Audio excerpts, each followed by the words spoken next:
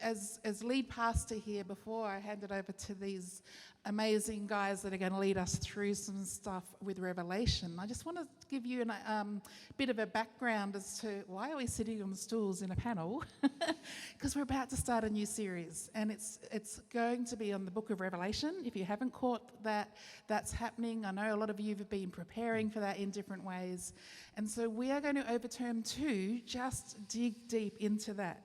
And part of the reason that we've got Ben and Adam on our preaching team for this is because for years they've been digging into this book, and they love this book, which you will find, and they've also just the expression of their life has been really shaped by this book, which you're going to hear through the panel. But for me, I wanted you to know that the reason that we're reading this book in this time is because it was a book written to people under pressure. And haven't we been coming through the pressure valve of so many years of what on earth is going on in our world? Not only is it a book that's written about that, it also explains what's going on in our world and why. And so that's the reason that we want to study this book and hear from God in that. And it's, you know me, those of you that know me, it is also the most comprehensive portrait of Jesus. It's the book of Revelation of Jesus. And so I'm just wanting to say, as we read this book, it should lead us to the feet of Jesus. And if it doesn't, if it leads us somewhere else, like to 666 or wars and symbols, if it doesn't lead us to the feet of Jesus, we're not reading it right. And so what you're going to experience over this time is we're going to just see more of our Jesus.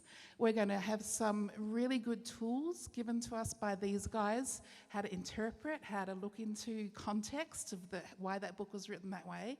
And there was one other thing on my next page here, how to apply it. How to apply this book in these days. So you're going to receive a lot if you travel with us during this time. It's a journey. We're journeying through it. And so as we talk today, you're going to also hear the introduction of it from Adam and Ben, but we're also going to invite you at the end, we're going to break up into some groups, because at every time we want to hear, how's that resonate for you? What are you hearing? We want to pray for each other on this journey. And there will also be opportunities to learn new songs about Revelation like we did this morning. How good was that? That was all from Revelation, that new song we sang today. So I'm saying that because you can expect new things are going to happen as we read this book. Whether you've been here for an hour or whether you've been here for many years, God's opening a new chapter. And we know that because at the end of term 1, we recognised, as leadership, we recognise God's opening up a new space for us in this term. Revelation's part of it, but there's also going to be some new things coming through your life as well. And so be expectant for that. Worship leaders, be expectant you're going to get songs during this time. If you are writers, if you are the creative type, expect you're going to be able to express it through different ways. If you're the hospitality type, you're going to see that this book is actually going to help you to express your gifts in many ways. So are you ready for something new? Yeah. Oh, yeah. Let me introduce you to who's on the panel. We've got Rob Carter on my right. Let's hear it for Rob Carter. Di Hocking here. We've got Ben Chenoweth on the left here and Adam Benner. Adam, I'm going to throw it over to you now. Sure, I'll take over. You'll see me do that a lot. All right, that's like my imaginary clicker to Joe, my faithful assistant. That's not because I think I've got tickets on myself or anything like that, and I'm like celebrating what I'm saying, because I don't. But here we go. Yeah, into the book of Revelation, right? The Apocalypse of John, the last book of the New Testament, the holy book of secrets, Johnny's vision quest. Yeah, I'm making some of these up. Revelation is a sort of, it's seen as a difficult book, and it can be a confusing book, I think, and a scary book for some people, but confusing for lots of people. You know, you look into the book of Revelation, what do you see? Well, you see seals, right? You see trumpets. These aren't even my best jokes. I'm just warming up. I really am. Yeah. Okay, you see 4 horsemen, right? You see falling stars. You see the moon turning blood red, right? You see a 7-headed dragon. You see dark creatures from the abyss. Right? But what's it all about? That's the question. What is it all about? Now, there's a popular interpretation that goes around about Revelation that says that Revelation is about things which have not yet come to pass. That everything in the book is a literal future event, right? There's a future rapture where Jesus swoops down from the clouds and whisks away Christians to heaven, except leaving those behind who weren't ready. All right? Or there's a future 7-year tribulation period. There's a future one world government. Have I got all those up there? Yeah, future one world government with a silver-tongued, smooth-talking antichrist who appears. That there's a future mark that everyone's going to have to accept or be executed. There's future plagues falling from heaven at all hours of the day. And you'll hear us refer to this type of thinking as left behind theology. Now, that's not the proper term for it, but that's what we'll call it, because I think we can all sort of relate to that talk. Before it was left behind, it was A Thief in the Night, or it was the late great Planet Earth, Hal Lindsey. This is all the same sort of wheelhouse, right? This is the interpretation, I'm going to tell you. This is the interpretation that I was raised with, that I was immersed in. And I was right into it. So don't see me as like just talking about stuff I don't understand. Believe me, I get this. And if you want to learn how all this works, well, I can tell you. If you have like 2 hours, I can break the system down for you. But just know, I came from this. I was right, and I would defend this, and I would back this up, and I would show you all the scriptures that sort of defend this point of view. I knew all the ins and outs. But there are significant problems with this interpretation. Significant problems. One being the coded puzzle that it makes out of Scripture. And I think Ben's going to talk a little bit about that later. Another being, importantly, the issue of the original audience and what it does with the original audience. Namely, it simply ignores them. And we're going to talk about that this morning as well. It also ignores what I think is the most important thing about this book, what the book itself says that it is about. It is the revelation of Jesus Christ. All right? If you read chapter 1 before coming here, maybe you'll read chapter 1 later on this week, I hope you will, it shows us very clearly. It's the first words of the book, revelation of Jesus Christ, which was given to him by God, which was given to John by God. That's what it says at the very beginning. Right? Revelation of Jesus Christ. Not the revelation of the end times. Not the revelation of 21st century events. Not the revelation of the news headlines, but the revelation of Jesus Christ. And here in chapter 1, we see that Christ's sovereignty is being emphasized. His authority is being emphasized. All of these things up on the screen that come from chapter 1, they're all emphasizing the authority of Jesus. And we'll find out in the coming weeks what that authority actually looks like. And I'll give you a hint. It does not look like what we expect. And that's a big part of Revelation. A big part of Revelation is the fact that it is not showing you what you expect. It's actually subverting what you expect. So, if you have been sort of taught the left behind approach, or you grew up with that like I did, or you've been confused by that approach, or you've been scared by that approach, because I'll tell you that approach was used to scare me. That's what they did. The people who, I think they meant well. I'm not criticizing them, but I mean, they meant well, but they tried to scare me with it, scare me straight. Scare me into being a Christian, I guess. If that's you and you've been in a similar boat, I want to tell you that we in this series are going to take a very, very different approach. Unless you be worried about that, it is one that is supported by some very respected biblical scholars. And what we want to suggest to you is that there is a way to make sense of this book. There is a way to make sense of this book. And it starts by taking seriously the first century context and what it meant for its first century audience. And so that's the journey that we'll be taking over these next few weeks, which of course I hope you'll join us with. Actually, not just a few weeks, it's going to take a while. It's going to take a lot of weeks, but I hope you'll join us for them. And we'll of course start that journey straight away by talking to our wonderful panel here. So I'll start with my fellow Bible geek, Ben, and good friend. And now you wrote your own book about Revelation, your own novel, and maybe you want to tell us a little bit about what that's about. Sure. If you've been getting the emails from church, you will have seen that this book is one of the recommended readings for this series. This is the only physical copy I have, so if anyone wants to part with $15 because they want a physical copy, see me afterwards. I am printing more, but it's actually available as a free download. I thought I'd get the ad out the way first. It's a free download as an ebook, so look for that. There's links and stuff in those emails. So how on earth did I come to write a novel on the book of Revelation? Well, I was in Russia, and this is the International Christian School there. And so part of my job was to teach at this school. One year they got me to teach the Bible class. The actual Bible teacher had gone off on furlough, I think. So I had the Bible class, because normally I was maths and physics. And anyway, I think it was all going really well. And then I think we sort of had a week where we had some free time or some spare time, and one of the students asked about the book of Revelation. And look, I admit that I wasn't exactly very, nice, perhaps. But at the time, because this is in the early 2000s, the Left Behind series was really big.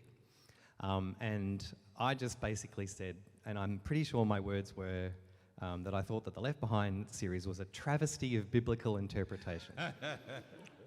Well, a kid in the back row puts his hand up and then said, then how can you be teaching in a Christian school? So for him, that particular theology was so entrenched in his understanding of Christianity that if you didn't believe it, you must be a heretic. And they couldn't possibly allow you to teach in a Christian school. So I realized at that point that there was a problem. So I think the next slide, this is some of the problems, the reason we have it. They've already been mentioned. I actually have a copy of this book, The Late Great Planet Earth, first printing. Not quite the first printing, but certainly the first edition, because there's a problem with this theology. The guys write the stuff, it's really up to date, everyone goes, wow, sold, a million copies, but then it doesn't happen, it doesn't come true, and so they have to bring out a second version, and then a third version. And I think there is, if you go to Kurong, there is a version from Hal Lindsey that is a sort of the updated version of this original. That should say something about the approach. And then it's been mentioned, The Thief in the Night was a series of movies that came out in the 80s. I haven't seen them. I understand from people that have that they're essentially like Christian horror movies. And as Adam said, they were used to scare youth into the kingdom. It's like, you do not want to be left behind. When the rapture happens, the world is going to descend into chaos and it will be terrible. So make sure you're a Christian so you'll miss it. All right? You'll get taken out ahead of it. And then, of course, the Left Behind series made into a couple of very cheap B-grade Christian movies before it was redone with Nicolas Cage. Yes. Seriously. Yep, it's a Nicolas Cage movie everything. out there. So look, all of that was out there. The technical word for this approach, Adam didn't give it to you, but I will. Hold your horses. Premillennial dispensationalism. And that's why we're just calling it Left Behind theology. These things are sort of, they're a little bit old. I mean, the Left Behind is still relatively new. But there's a website, I found this one, if you just click to the next one, that came out a couple of years ago that fits this. I didn't even look at the moment. I'm sure there are some that are all COVID related and so on. The ideas behind the Left Behind books, that particular form of theology, it's very, very much with us. So how do I reach the kid in that back row of my Bible class in Russia? If he's reading the Left Behind books and not finding any alternatives, then that's a problem. So that's why I wrote my novel, so that there was at least an alternate approach to interpreting the book that's in a popular sort of form. So then, I guess the next question would be, how does it differ from the approach, the Left Behind approach, your wonderful book? Well, this Left Behind theology is based on something called jigsaw prophecy. I think I've got a picture on the next slide. Maybe not, it'll come up. Oh no, this bit, yeah. Look, it's basically if you open the Bible at some point, put your finger on a random verse, all right, and you can ask God to speak to you through that verse, and by the grace and the work of the Holy Spirit, He can. But more often than not, you might end up bending the text to fit your context, which can then lead you to believe that the Bible teaches something quite different to what it originally intended. There's a great example, I can do all things through Christ who strengthens me. Apparently it's a very common verse to be seen on the walls of Christian gymnasiums in America. Because look, it sounds like a blank check. It's like, I can do anything I want and Jesus will strengthen me. Well, okay, if you look at the original context of that verse, it is not that at all. Paul is talking about all the suffering he has endured, the shipwrecks that he's been through, the beatings he has received. And then he says, and I can do all these things through Christ who strengthens me. So if you really want to apply that verse properly, then get ready for some hardships, and then Jesus will strengthen you through them. All right? And look, that's true of every verse in the Bible. It was written within a particular context to a particular audience. And so, really, if we look at any verse, we really have to think first, what does it mean in its original context? And so this means historical context, cultural context, and literary context, as in the passage, the wider passage in which we find that verse. And so jigsaw prophecy throws all that out the window. It assumes that God has scattered these tiny little fragments of a much greater whole across the Bible, so that only the most diligent interpreter can find them and sort of piece them together and form a coherent whole. Here's a good example, and I'm asking this as an actual question. How many times is the Antichrist mentioned in the book of Revelation? 666 times, maybe, 6 times? Anyone? None. Thank you. It's not that the Antichrist is not mentioned in the book of Revelation. It comes up in the book of 1 John, and then in 2 John, we hear about Antichrists plural. So with jigsaw prophecy, though, you just take all these verses, you smush them all together, including a verse from 2 Thessalonians, and then you somehow connect them all to the beasts of Revelation 13. So this is jigsaw prophecy. Similarly, you can take a verse from Matthew, a verse from 1 Thessalonians, and smush them all together, and boom, you've got the doctrine of the rapture, which also doesn't appear in any of those sort of words in the book of Revelation. I think I've got another verse up here. Yeah, well, that's all right. Go to the next one. Jigsaw prophecy... Oh, actually, no, go back. I am sorry. It was on that one. This business I'm looking at the bottom, Matthew 24. Matthew 24. It always makes me laugh that this verse is used in that Left Behind sort of construction. Because look, the verse says this: 2 men will be in the field, one will be taken and the other left. 2 women will be grinding with a hand mill, one will be taken and the other left. Now, if you smush those verses together, sure, it sounds like the rapture.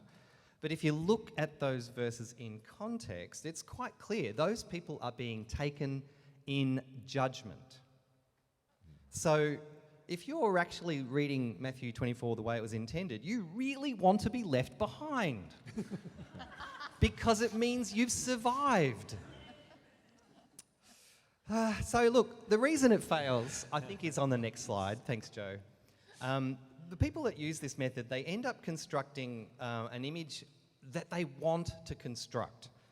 It's like those photo mosaics where you can get thousands of little tiny photos, and these pictures are created by a computer program. You feed in the image that you want, and then the program goes off and finds all the little photos to fit and gives you the image. Jigsaw prophecy is exactly like that. You start with your vision for the end times, and then you find all the verses that somehow fit into that image. I think I've got the next one. It's the little images, but yeah. So the little images have got nothing to do with the big image. All right? They're completely separate. Well, Hal Lindsey, the author of this late great Planet Earth, was famous for saying you have to read Revelation in one hand with a newspaper in the other, because clearly it was written for us. That's his sort of about our time. That's his starting point. Instead, as Adam has said, over the next few weeks we're going to be spending a lot of time asking the question, what did this book, the book of Revelation, mean to those who first received it? And then only after we've answered that question to the best of our ability can we ask the second question, the secondary question, what does the text mean for us today? So that's one difference, how I interpret the Bible. But I actually think there's a theological part of it too. It's my understanding of God. If Hal Lindsey's approach, the Left Behind approach, if that's correct, then the first readers of the book of Revelation didn't have a hope.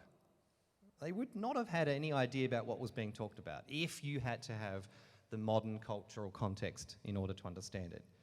For example, Hal Lindsey says that the giant locusts in Revelation 9 are Apache helicopters. They got a little face on. Yeah. You can see that they're, you can make it fit, I guess, maybe. The picture on top is more the sort of a literal rendering of the information in Revelation 9. But if that was the case, if that was the intended understanding of that image, then the first century people wouldn't have had a hope. They couldn't possibly have understood it.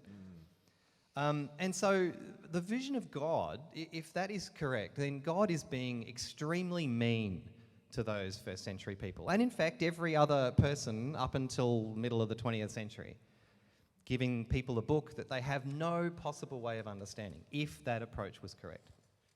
God isn't like that. In Revelation was intended to make sense to those first readers. And, funnily enough, when you do your homework and learn as much as you can about what was going on in the 90s of the first century, you discover that the book of Revelation would have made perfect sense to them. In the weeks to come, we're going to be learning a little bit about a genre of first century writings known as apocalypses. Revelation is not the only apocalypse that came out of the first century. There are other writings that have all of this weird and sometimes wonderful but usually disturbing imagery. The sort of stuff we find in the book of Revelation. And so the people of that first century time would have had experience in reading and interpreting a book like this. The other thing that's really helpful is that the book of Revelation is full of allusions to the Old Testament. I'm not talking about quotes, it's more like subtle references. So one way to understand the book better is to read the Old Testament, particularly the prophets. So all this, and I'm sure more, is coming over the next 2 months. Yeah. Awesome, Ben. That was so amazing. And I can only highly recommend his novel. It really would be a great travel companion on this journey for you. Hey, Adam, was there anything you wanted to add about your approach from when you were, what changed for you? Early days? Well, I think the big thing is, first of all, I think I would say, this can be challenging to sort of talk about. I've got all my things here, so I don't forget anything. But I think we need to understand that this particular interpretation, the Left Behind interpretation, the theological scheme, the premillennial dispensationalism scheme that underpins all that, it is not old. It's new. It's, historically speaking, new. That's difficult. I know that can be challenging to hear. I really do for some people. But I think it's important that we tell the truth about that. This is not the position of the early church. They didn't think like this. This position and the structure underneath, where it separates history into 7 ages or epochs, and it sharply delineates between Israel and the church as like 2 very separate entities. The New Testament writers, and it's crystal clear in the New Testament, they did not think like that. They didn't do that. And so I think starting to understand that helped me a lot. This theology is really only like mid-1800s was when it sort of grew up. And fortunately or unfortunately, however you want to say it, it actually caught the eye of D.L. Moody. D.L. Moody was extremely popular, and he had a big hand in popularizing it, and that's kind of how it sort of spread itself, especially in the United States. It's nowhere near as popular outside the United States and Canada and places like that. But and also the Schofield Reference Bible. Schofield Reference Bible. So Schofield was one of Moody's disciples, essentially, and he published that Bible. But that was one thing I think that helped me. Another thing that was good, and I don't want to forget anything, there was not one thing, and it took a number of years to kind of come out of that. But one big thing was I became a university student of, I mean, even just a regular sort of fun, I enjoyed it student of literature and language. I didn't do it because I hated it, I did it because I loved it. Ended up loving literature, like loving the study of literature, English literature, things like that. And I realized that a lot of the tools that I learned in analyzing English literature, I could actually apply to biblical texts. Do you know, university was the first time that I had ever read a book of the Bible from cover to cover. It was the first time I'd ever done that, because my theology was a lot like what you were talking about. Pick a piece from here, a piece from there. Everything about Jesus is delivered to me in bite-sized story chunks that, oh, here's what that means and here's what this means. So it was the book of John was the first one that I actually read cover to cover. When I did that, I was like, wow. It changed. It really did. It did change everything. That's not on my notes. I just kind of chucked that in there. But the important thing to understand is that the New Testament, what I've learned was that the New Testament writers, and we don't give them enough credit for this, they were sophisticated writers. They were sophisticated literary artists, and they really were. They wrote books thoughtfully and with structure, and John is no different. In writing Revelation, it is no different. If you read Revelation as a work of literature, it is a sophisticated work of literature.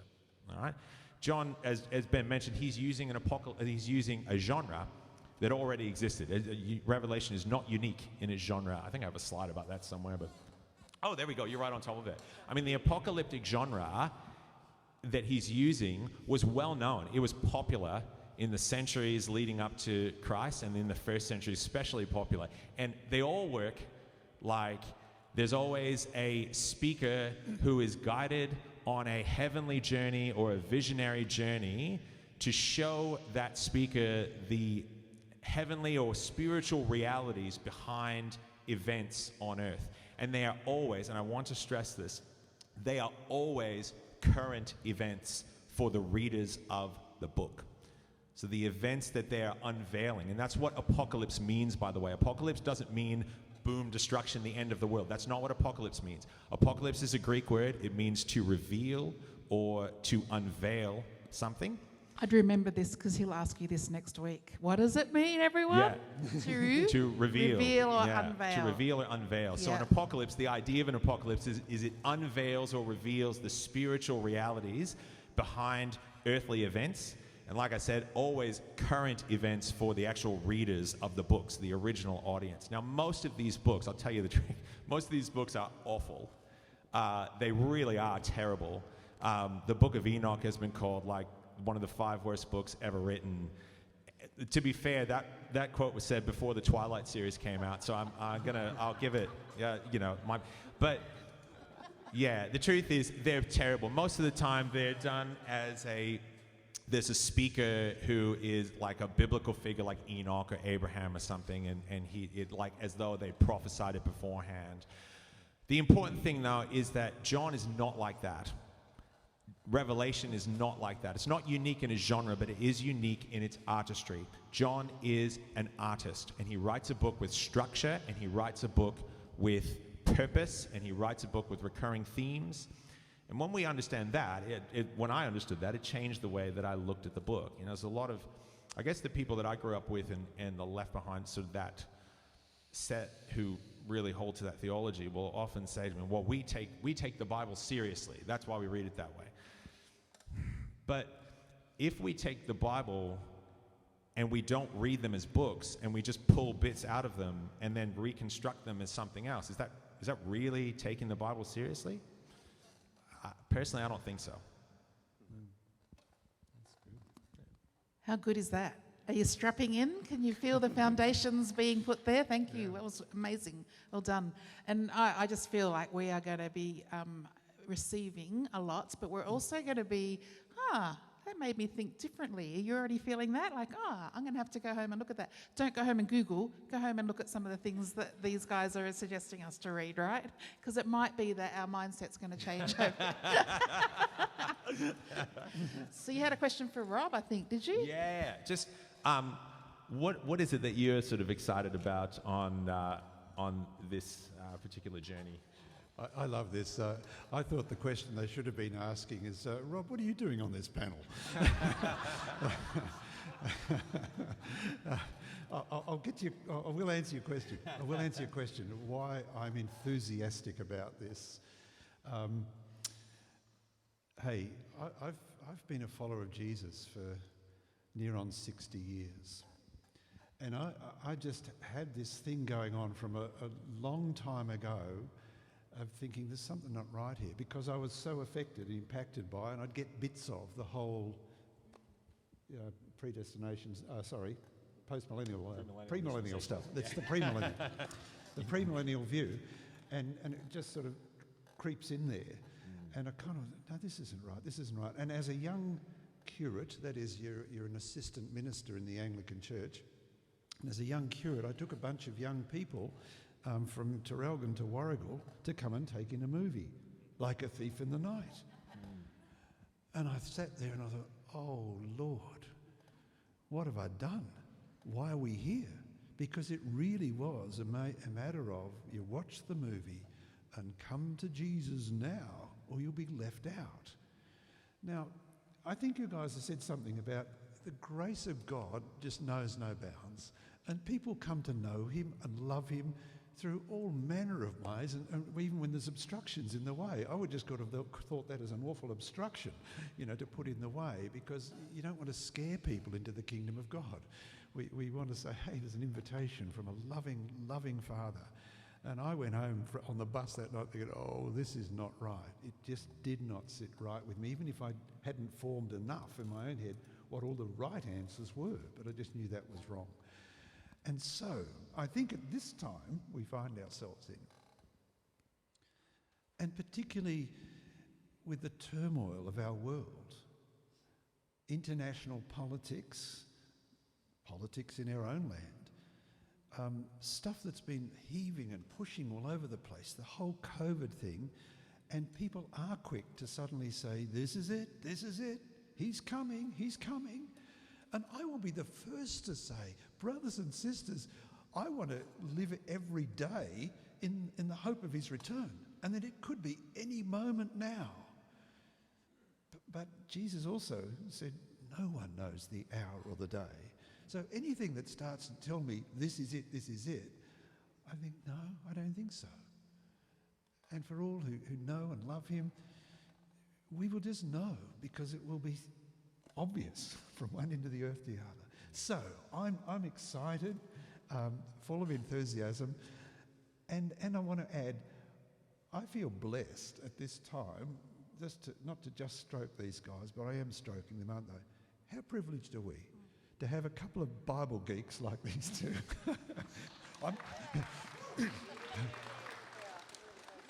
in this little congregation of people Yeah. at this point of time, I think it's a huge, huge privilege that we have. And Dave Breen sits there too, who loves Bible and is a good theologian too. I just think we're blessed to have people among us who think well about these things, and that we can grow into such a richer grasp of how the Bible hangs together. So I have read your book. You knew that, Ben. And it's a lovely little book because it just unfolds this very possible way of it could have been, in the way that the message given to John found its way into what's modern day Turkey. Just a wonderful thing. So I'm enthusiastic. That's all I can say. He's enthusiastic. Anyone else in the room? Yeah? It's going to be fun. Thanks, Rob. It's great having you here. So we've been talking about this for a while, not only today, but leading up to this, right? Just what's the best way we can do this? And so we're just going to unpack some ways you can join in. These are options. These are invitations for you to go as deep as you want or as wide as you want. Because how often do we get to have this privilege of moving through as a community? And the teaching gift at the moment in these guys is you'll find if you've got anything in you that's a grace gift from God, that's a teaching gift, you're going to find this is going to just ramp that up for you. And I know there's quite a few in the room that are already loving the Bible and wanting to communicate more. So that's the reason we're doing panels and things like that, because we want to invite your gifts into the conversation as they bring us up to another level of understanding as well. So we're looking forward to that. So Renee, why don't you pop up? This is Renee Adams' wife. Pop over on this side next to your husband. You've been thinking about some stuff about ways to invite others into this journey too. Welcome, Renee. Thank you. Wow, I'm spinning. Yeah, I have been thinking about ways, and for those of you that don't know, that I'm the life group facilitator at this church, and so I'm really, really passionate about life groups and the way that we can involve our whole church community in the things that we learn and how we can gather together as a community. With this Revelation series being such an in-depth thing, and over some weeks, although we can only talk about a few things, up on Sunday mornings. So, fortunately, Ben has also written. He's written. Why don't you tell us about it yourself, actually? Yeah, sure. A few years ago, I was in a small group, and there was a girl in that small group who had been scared into the kingdom through the Thief in the Night movies, but she'd seen it as an 8-year-old, and that's just practically child abuse. So her opinion of the Book of Revelation was it was just scary and awful, and she'd never read it. And so I just wanted to say to her, well, actually there is an alternative. And so I wrote a series of Bible studies. Right. And so we're actually sort of vaguely following those in the sermons over the 2 months. That particular series was before the book, before I wrote this. But it's very similar in terms of its approach. So with all of this in mind, we're kind of want to invite every one of us in the congregation to take part in studies if they're wanting to, so we can follow along with what we're learning. So we've actually got a couple of options, and that is firstly Ben's study on Revelation, and it's quite long and it's in depth and it's fantastic. And another option is a video series for those of you that are preferring to see it through video or through a sermon. So this is an invitation to each and every one of you to participate in your home life, or to even gather together a few people together and to kind of start a taster group to kind of follow along with Revelation so that we can learn in depth. So with that in mind, I have a sign-up sheet, and you can sign up about which study you'd want to prefer. And then I will email that to you so you can follow along. But again, I really want to emphasise the opportunity we have before us to gather together and to study together. And because that's what we are, we're a community of believers, and it brings balance when we can discuss things. So there's that invitation. So I'm just really urging each of you to participate in any way that you can. So you can talk to me afterwards and sign up. Yeah, so that's the deep way. The shallow way is this. I mean, it is a novel. It is supposed to, you're supposed to read it and enjoy it. It should be fun. And then you learn as you go. You should be able to find the e-versions online. Smashwords has it for free. But and that will have versions for Kindles, Nooks, everything. Yeah. But you can also do a search on your e-device, and it should show up. But if you go through the Kindle's app interface, you may end up having to pay $1 or so. Which it's worth it. I've read it too. It's a good book. We have a hand up. Yes, Peter, big voice. I'd just like to say, accepting all that's been said this morning, and thank you, it's very important we accept one another as where we're at, that we love one another, that whether we hold to a premillennial and are totally convinced of a premillennial view, or we have a more educated, a different point of view. It's so important that we give each other space and freedom to believe as we are convinced in our own heart, as the Bible says, let every man be convinced in his own heart. So if a person truly believes, and I've lent towards pre-millennial rapture, we've got to accept people who hold that point of view in sincerity. Love them. People who hold this point of view have got to have the courage to perhaps re-examine. But it's so important that everyone knows whatever they hold regarding Revelation, that they are loved and accepted. Yep. Okay? Well and said. we're all in this Well together. said. Yeah. Yeah. That's Yeah, good. I think. Thank you very much for that, Peter. I think we'd all want to say, like, we're not up here trying to have a crack. No. We really are just trying to talk about the things that we've studied and learned. I mean, we will, to be honest, I'm not going to lie to you, we will try to convince you. We can only, like I said earlier, we're trying to as best we can tell the truth, but we're also trying to do that as much as we can in a humble way. We're not trying to tell you, you're wrong, and you need to. We're trying to sort of open things up a little bit to see what we see in there, and then at the end, all we can really do is present what's there. But please don't. I kind of just wanted to say, please don't hear us as having a go, because that's not our intention at all. Yeah. Thank you, Peter, for sharing that too, because that just balances out also the journey that we're all on, and we're all going to be at different paces and stages and also perspectives. So really appreciate your wisdom in that, and we do receive that as well. And that's why we're inviting you to do this with other people, because you're going to learn, there's other people sitting alongside you that might think differently at the moment about that, even though we're going to be bringing our approach. And as Adam said, we're going to be convinced in our own minds, but you'll also have your own convinced, and we just want to invite you into that conversation. Okay, Peter? Robin?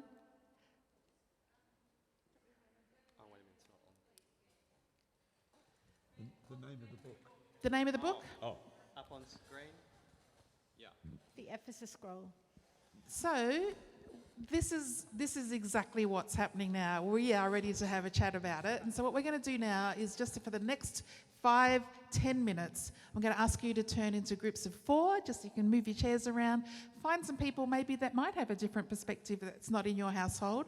And we're going to take a time, first of all, to ask, where are you at with the Revelation conversation? What do you make of that? Where we're at today, or even where did you start with your first connection with Revelation? And then, don't move yet, then I want you to finish with praying for one another. How can I pray for you as we leave today? We want every person to know that they've also had the opportunity to receive some ministry of God from God, okay? So we will be giving you a wind up in about 10 minutes. I know that's a lot, so you might even just say, I'm going to do that in pairs, because we can't quite possibly get through 4 people at once. But now's your time to stand up, move your chairs towards someone, and we'll give you a 10-minute break to talk through that. Renee is going to be over there. If you want to immediately go and talk to her, that would be a good time to do that now as part of your conversation. So she's walking over there to that side of the room, And thank you again. Let's just jump in these groups and we'll be finished in 10 minutes.